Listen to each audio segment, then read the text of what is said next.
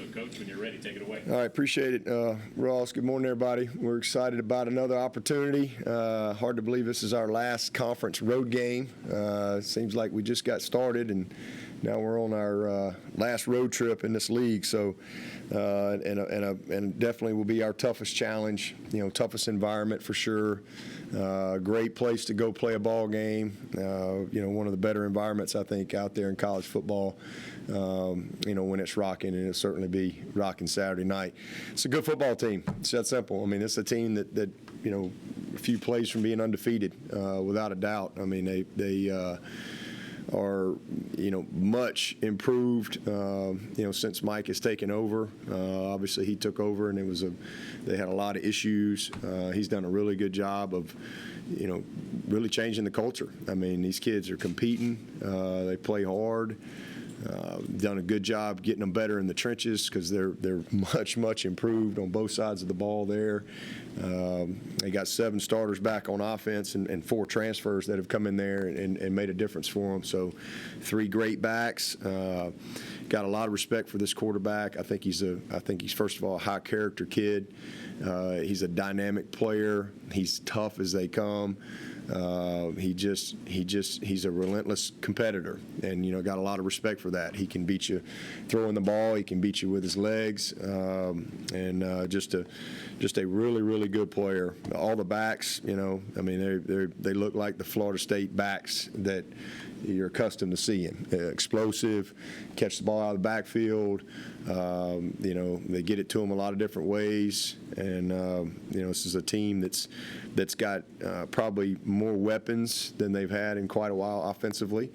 Really good receivers, and then the kid that came in from Oregon, number 4, really good player, and then obviously 14 is a giant. I mean, 6'7", 230-something pounds, and very good finisher on the ball.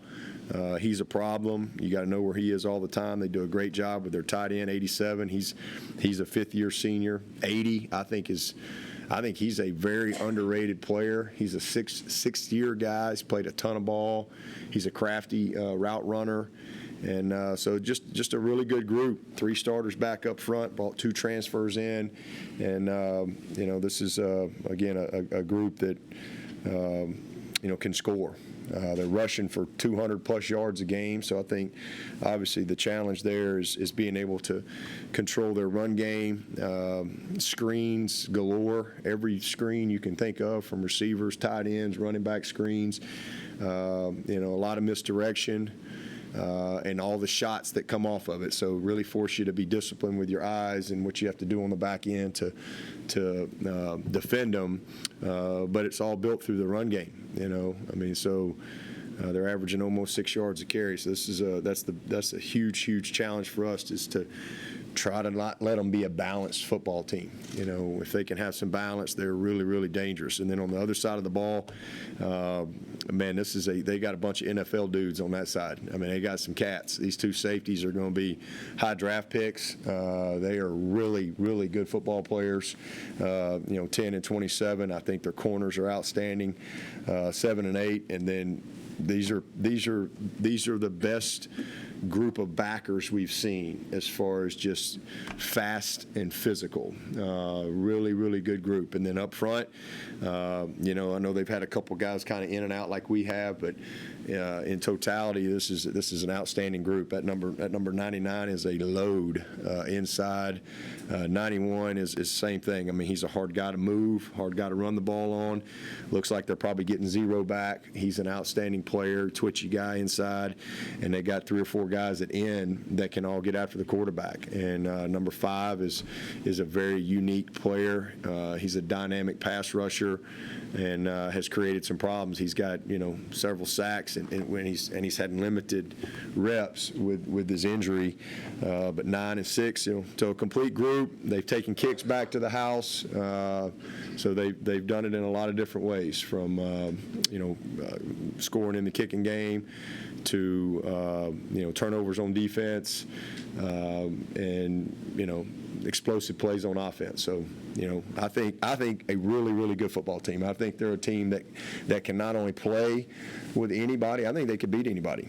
on any given day. I think they got enough to beat you. So, we'll have to play well. We're excited about it. Again, a good challenge and a great environment to go play in. And, for us, it's just about, executing at a high level. You're kind of, our next goal is to win the division. So if that's, championship football is about having championship execution, one play at a time and cutting out some of the miscues, at this point in the season as we kind of go into what we call the third quarter of the season. We have got to, be at our best Saturday night. So with that, I'll take your questions.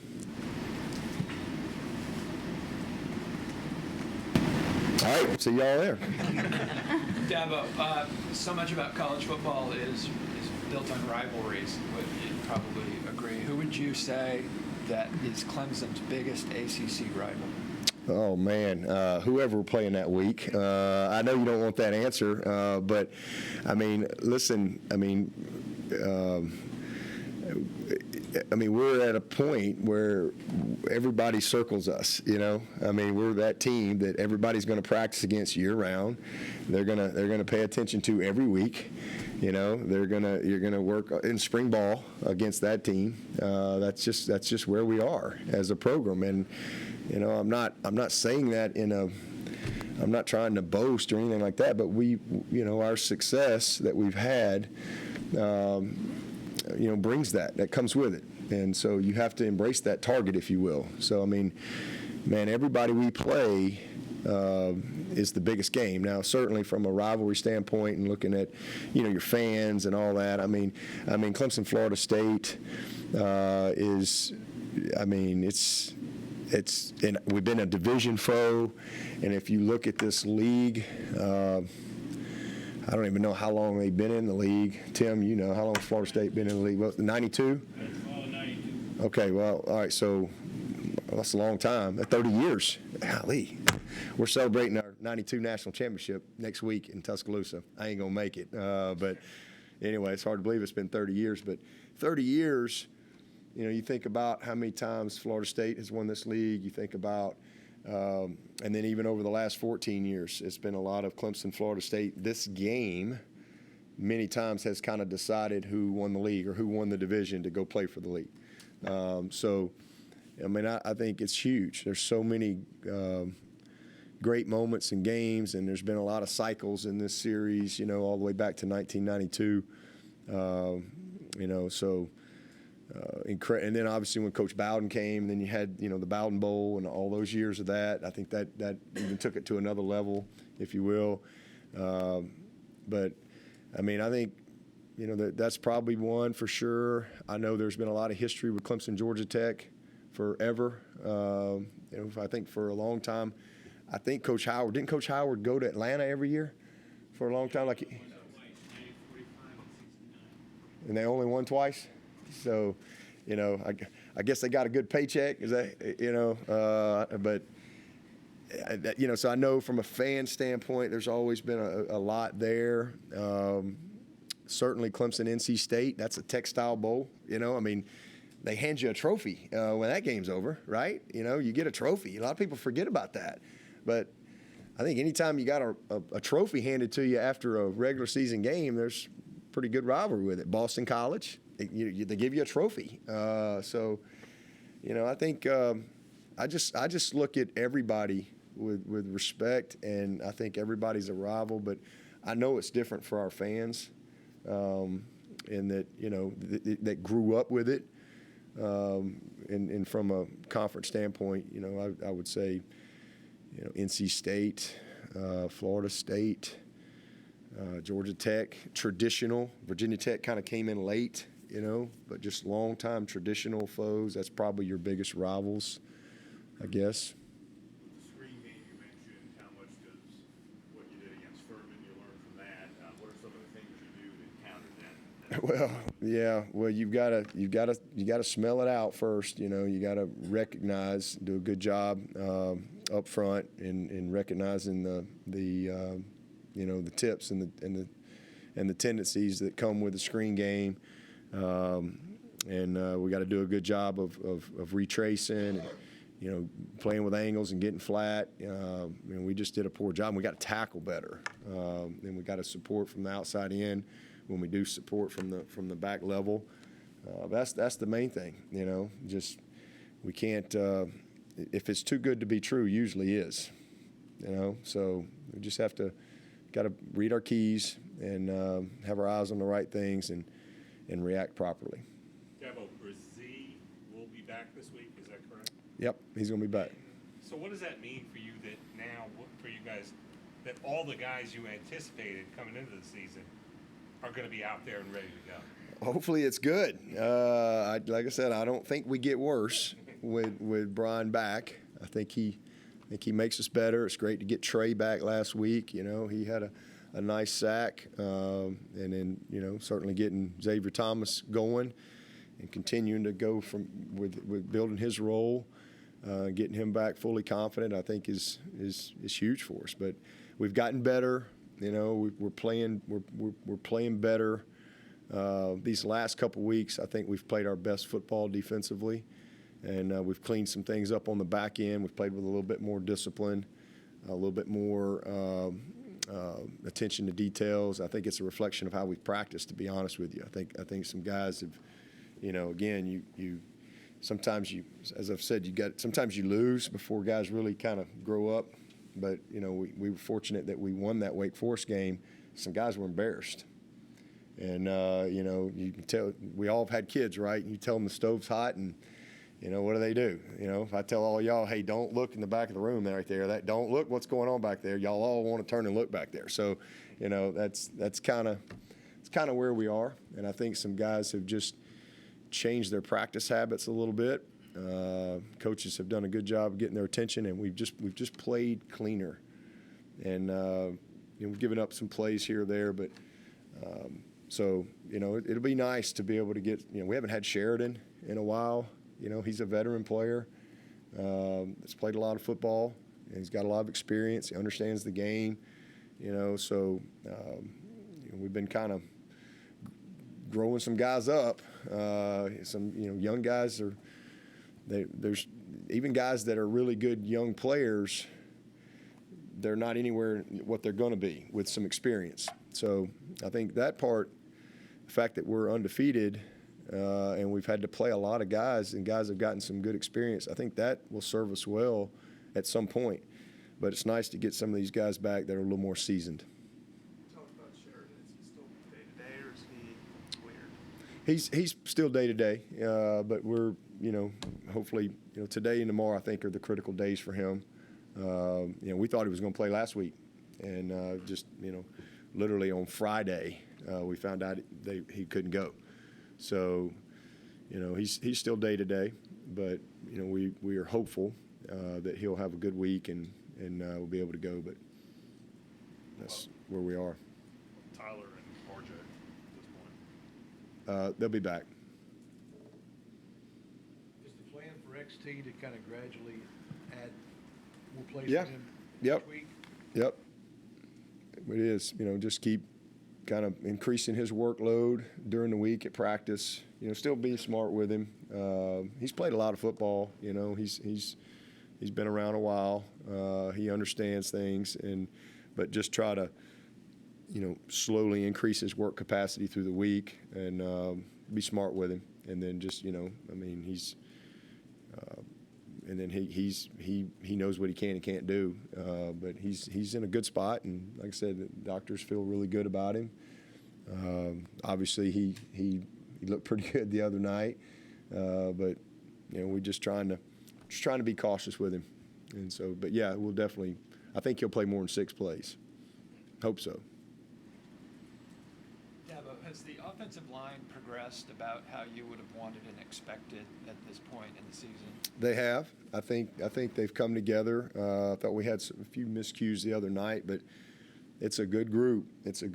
We've had more continuity than we've had. Probably the biggest thing is I wish we'd been able to, through 6 games, get a little bit more playing time for 2 or 3 other guys, and just hasn't worked out that way, But because I am confident there's, with our backups, but we just, sometimes you feel like you're living and dying on every play. And, you got your best guys out there, and they've earned that. But the continuity, the consistency for DJ, I think, has made a huge difference. And, again, not perfect. I don't think anybody's going to win the Outland Trophy right away, but we are much better. We're much better in every area. We've protected our quarterback well. We've been able to, have pretty good balance throughout the season. And, we've had a lot of explosive plays. So they're where I hope we'd be. I mean, still a work in progress, but in a long season ahead. But they are a group that has really gelled well. I mean, I'm really proud of Marcus Tate. From where he was last year to where he is now, it's night and day. Blake is a true freshman, and he probably had his worst game the other night. Just got beat inside 2 or 3 times, oversetting on some things and some footwork stuff. But he's the same thing. Very conscientious kid, physical. He really can do everything we need him to do, and he's just growing each and every week. J Mac's a pro. I mean, J Mac, he's gonna play for a long time. That guy's he's as good as we've ever had. I mean, he's a really, really good football player. Putnam, same thing, man. It's amazing how consistent he is. Just incredibly consistent. You can just count on him week in and week out. And then Walker Parks he's the Shipley up front. He just brings a fire to the group that you love. What's the ceiling for this running game, and how much better do you see it getting over the second half? Oh, I think we can get a lot better. And it's everybody. It's not just your OL. It's making the right decisions in the run game, because we put a lot of it will come on our quarterback too. It's making the right decisions, not just the quarterback, but also the right decisions with our backs, as far as trusting things, not cutting on air, pressing blocks.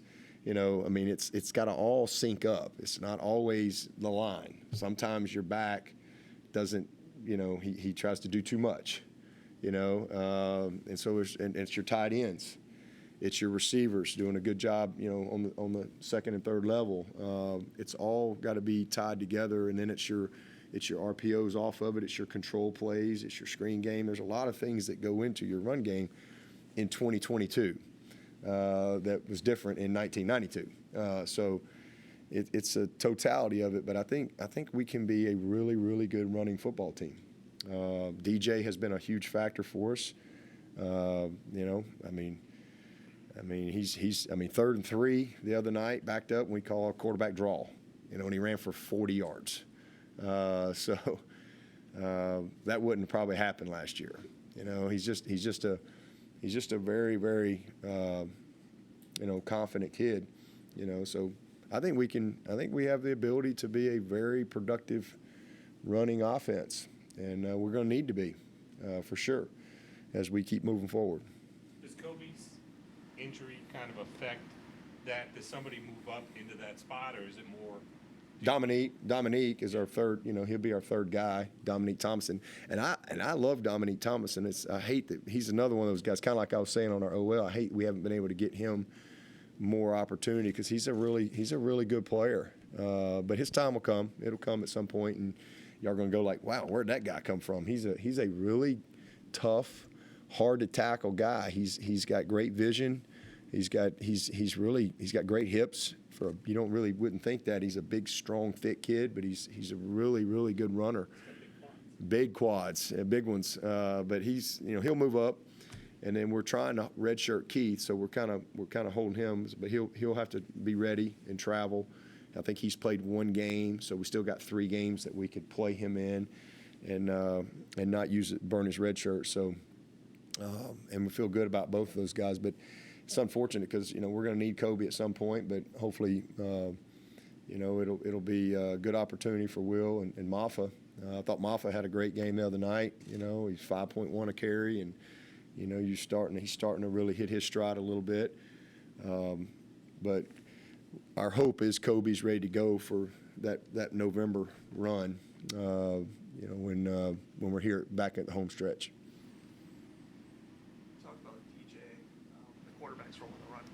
How much is his success just a product of being more willing to pull it this year than he would have been I definitely think that's a part of it. Just his want to, like he really wants to be, better. And looking back last year, there was a lot of opportunities where he didn't run it, or when he did run it, he felt like he wasn't as good as he needed to be. No, he also was hurt a lot of last year with a big old knee brace on, but that was one of the things he really committed to, and that's why he lost 30 pounds, and just kind of changed his body, and he and not just running the football, but just being more athletic and mobile in the pocket, being able to escape and extend plays.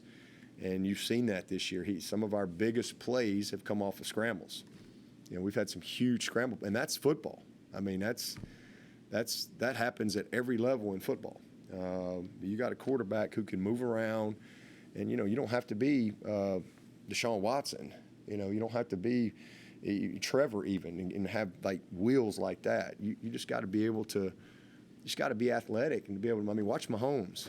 I mean, he's not some burner, but this guy's so athletic. He's so athletic in the pocket, and he has such a feel, and he can extend plays, and it's hard to cover guys a long time, right? And then he's accurate. He can make all the throws, So I think that was something that he really wanted to add to his game this year, and he's just much more confident. So many guys now you had to force into action last year. Now a year later, you're having to correct less on film when you go through it, or you're just able to turn on the film halfway through this season and notice that they get it. Oh man, listen, I wanted to vomit watching the Florida State game last year. I mean, it was so painful to watch it. We were so bad.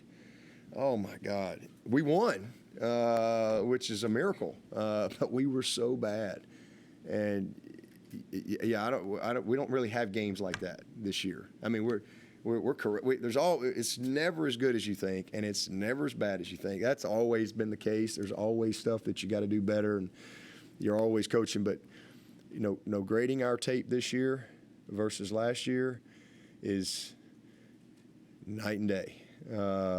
I mean, night and day in every area. And so, yeah, and again, you just watch our game from last year, and you're just going, holy cow, we won this game. I don't even know how we won the game. It's crazy. But we made but it just shows that's the heart of your guys. We won that game last year on just heart and grit and will to win, and, they think they're supposed to win. I mean, that play to J. Ross down the field. I mean, we get a sack, fumble, touchdown in the fourth quarter, and we get the stop with 3:40, I think, and then we had moved the ball, and we hadn't had a game-winning drive, and all of a sudden, man, here we go, and we hit J. Ross, and then Shipley breaks off the long run. I mean, it was just we were very fortunate because we lost the turnover margin last year. They got a score on us on defense. It was a struggle. We were so unsettled. We were young and inexperienced. Looking at Shipley now compared to last year's night and day. Missed plays. I mean, so it was a frustrating season as far as just grading and correcting and teaching week in and week out. This year it's been better. Again, it's a lot every week still, but it's more stuff that you would expect, normal corrections, normal teaching, and not some of the just, frustrating things that we did last year. Talked about the perseverance of XT or patience of XT coming back, but Trey Williams, a guy who had both shoulders that were out last year, only Yep. played 14 games as a true freshman. I mean, how have you seen him approach just having patience and perseverance to come back and play the way he has? Trey? Yeah, Trey. Well, XT, first of all, I mean, he's an amazing story. I mean, he really is, and it's unbelievable the maturity that he has now from when I first met him, and the fact that he's here, and just what he's been through, what he's overcome, where he is, just from a growth as a human being. I mean, I'm really proud of him, and then just his knowledge as a football player. I mean, he really was not a very knowledgeable player when he came here at all. He was just a good athlete that could run fast and was strong and looked the part. But he had so much to learn, and he's really he's just more of a complete player. And he's in the best shape of his life, mentally and physically. And I'm really, really proud of him. And it's fun to see him, overcome and be where he is right now. So, and then next, Trey, he's coming out of high school, and with the shoulder, and then just all the things that he's dealt with here. This is a really talented, high-level, explosive, defensive tackle. I mean, he's really, really going to be a good player. And you've seen flashes of him, and he knows what he can do, but he's been limited, with injuries, with his knee, his shoulders. He's had a lot of things, but he's just kept the faith. He's just continues to have a smile on his face, and he's stayed confident, and I think our staff's done a great job of keeping him encouraged, and so it's great to see him out there, and it was fun to see him have a sack the other night. I think he had about 40 people there, so saw his mom before the game when I was getting on the bus at the hotel. It's good to see her, and so I'm proud of him, really happy for him, and it's all in front of him. I mean, it's still, he's just I guess technically a redshirt sophomore, so he's still got it all in front of him, and if he stays healthy, he will finish well here at Clemson for sure. Is it a common thing for guys to come here without a great deal of aptitude for the game, though, generally, even though they may be highly regarded? You do a lot of teaching. Oh, yeah. Just the bait, Yeah. just things you might expect them to already know. Yeah, that's why I always say you never know. I mean, that's what I don't like about the recruiting process is you get all these kids labeled, and it creates, it's just not good. It's not good for their mental health, to be honest with you. Because they're kids, and although they may be physically ready, they're mentally a ways off. There's just there's a huge transition, and then you have some guys that physically are not ready, but mentally, man, they get it. Like, they get it, and they can just go play. And that's, you just never know that till you start coaching a kid. You just don't. And when you start projecting that, and then all of a sudden, this guy's not playing, and people get disappointed, and all this and that, but because he's supposed to just do all this stuff. And I always say, if freshmen are coming in and starting every year, well, what about all these guys you recruited? You must have missed on everybody, and you don't develop well, But you're always going to have a guy or two, but it's unique. That's what I was saying about Barrett Carter last year. I mean, Barrett, he's not the norm. Isaiah Simmons is a perfect example. He redshirted. He was nowhere near ready to play. I don't think he was very serious about it, and he was just kind of an athlete. Roamed around at middle third, and they'd throw him some jump balls, but he wasn't really serious about. And now all of a sudden you're playing nickel Sam in our defense, and Brent's in your grits because you lined up outside and you should be inside, and he don't understand why he should be inside. I mean, there's just a lot to it and how it all fits together. And it's the same thing on the offensive side. I mean, you got a lot, especially in the offensive line. You got guys. That's the hardest position. That's why it's amazing what Miller's doing. And the fact that he came in January, helped him. But you just don't see that. You see so many of these guys that and then some guys, again, mentally, they're pretty sharp, but physically, you just want to, kind of develop them a little bit. I'd put Cole Turner in that. Like Cole Turner, he could play today. He can play today. Mentally, that kid. He is instinctive. He understands route running. He's got freaky ball skills. He is fast, but physically, we want to develop him a little bit if we can. So we've been trying to do it. So you have guys on all spectrums, but you just never know. You never know, and sometimes it takes guys a little bit of time. Vic Beasley, I mean, he was pretty good, right? And he was so far from playing for us as a freshman and a redshirt freshman, it ain't funny. He wasn't even close to playing for us. Then his redshirt sophomore year, we finally kind of got a little life out of him. Then his redshirt junior and senior year, he became a star. But it took a while. And then you get some guys that roll in here and, the day they get here, they just get it. It just clicks for them. You just never know till you coach them. Speaking of Brent, have you talked to him this week? How's he handling things? It seems like people are really impatient down there and bothered by what's going on. Listen, I mean, it just comes with it. It doesn't matter what you've done, right? I mean, it just comes with it. And but certainly have communicated with him. He'll be fine. He'll be fine. Brent's this isn't his first rodeo. I know it's his first opportunity to be in the skillet. But he'll be all right. He'll get it right.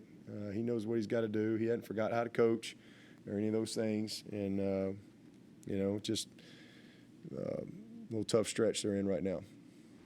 Wes told us yesterday he's learning how to be more demanding of his players. Can you give us your window into his growth, into the parts of the job that were new, like the leadership, the presence that Yeah. your head kind of Yeah, and those are things that, he and I have talked about along the way. I mean, he's, it's just, again, it comes with anything, when you're going through and now all of a sudden you're leading the group, you've got staff, all these things. And he's such a good dude. I mean, he's just a great guy. And there's nobody that doesn't like Wes.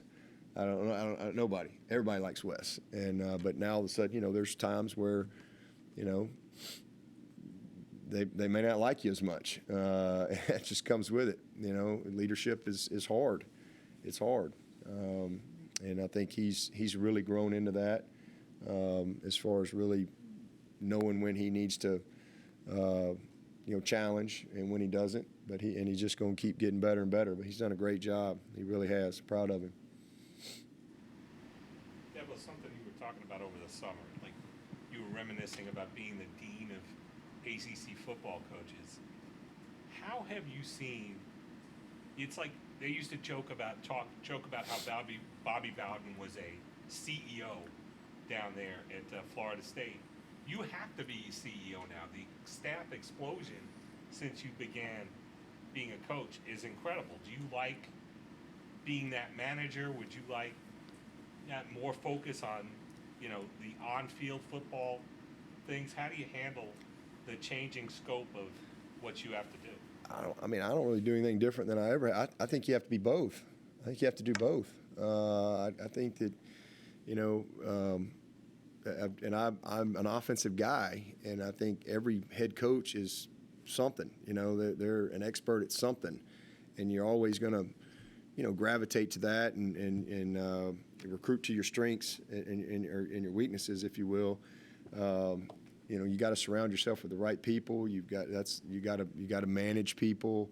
You got discipline. You got a lot of decisions every single day. I love the aspect of being the head coach and planning and organizing and managing the team. And I really don't manage the team any different than I ran my position group.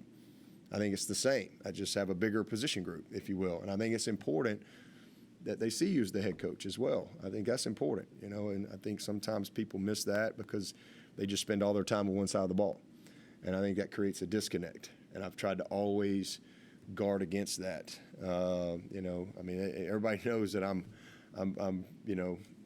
my background, but I try to balance that as much as I can. And Coach Stallings taught me that. He was a defensive guy, but he knew what was going on. And I think you have to be very engaged as to what's going on. As the old saying, you don't get what you expect, you get what you inspect. That's kind of how I live by. And, but you have to be engaged. You got to be engaged with your players. You got to be engaged with your staff. And then you have to be involved in the football aspect of it. I don't think you can ever get away from that. That's what you love. I just met for an hour. That's one of the things every Tuesday morning I meet for an hour with, about 30, 40 minutes with the defense and an hour with the offense. And, it's one of my favorite days of the week as far as, some of the key pieces of what we're trying to do game plan wise on both sides of the ball. And so I'm very engaged in all aspects. I don't think, but yeah, you got to be a CEO. You can't, I mean, there's a lot of decisions. There's a lot of things going on at a high level, but you also got to have good people. Now, I'm very fortunate. I got Woody. Woody is I mean, he and I have been together for 30 years, 32 years we've been together. And, he knows me like a book. So, I can't go and sit in every, leadership meeting, that they want to have. But Woody can go and be there for certain things and make sure that we have a voice and make sure that we're in tune to things, as far as this time of year. And so I've just got great people, but, you have to do both. I don't think you can be successful. I mean, just my personal, I know I wouldn't be successful just being this or just being that. I think you have to be both, and you can do both. You just got to know how to be balanced. You got to be organized. You got to be efficient. You got to have a plan. I mean, we do a 13-month calendar and we just execute the day. So we're not trying to figure it out. Well, Jeremiah Trotter Jr., I think he recently said he prepares like a pro. I think his dad will literally watch his practice reps and give him feedback on what he did at practice. I mean, how much do you think having that resource and his dad has kind of led to that preparation? Well, I mean, I don't think you can even question that. I mean, as his dad, and you're, it'd be like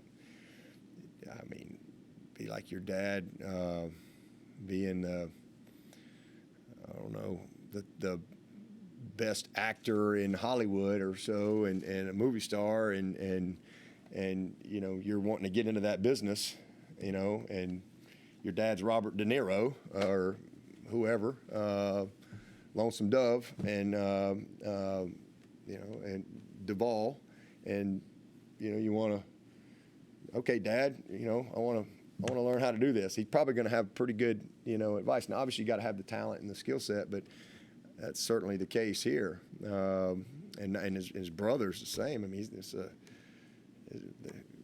just linebackers, man. So, I mean, his father is one of the best to ever do it, right? I mean, great player for a long time in the pros. So you don't play that long in the pros if you don't have great knowledge, great understanding of the nuances of the game, hands, feet, eyes, offense, you name it. And so there's no doubt that he's taught that to his son. It's his son. It's like, hey, I want to play football. I want to do that. And, to have a guy like that to teach you, I mean, there's no question he's way ahead, because of certainly he's talented enough, but just also that has been a blessing for him. And I'm sure he would tell you that. And you saw that immediately when he got here. This wasn't a guy that you were starting with a blank canvas. I mean, this is a guy that, we just need to kind of frame it up really good, I mean, hanging on the wall. I mean, he's really, really good.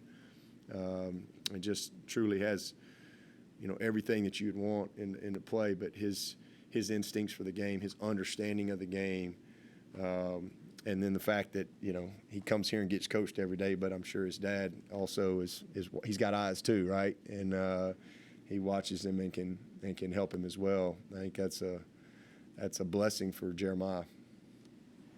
Any questions for Coach from Zoom? Dabo, this is Matt. Do you have an update on Malcolm or RJ? Yeah, they're back. Malcolm was back last week. I know he didn't get in there, but he was ready if needed, and we expect RJ to be back.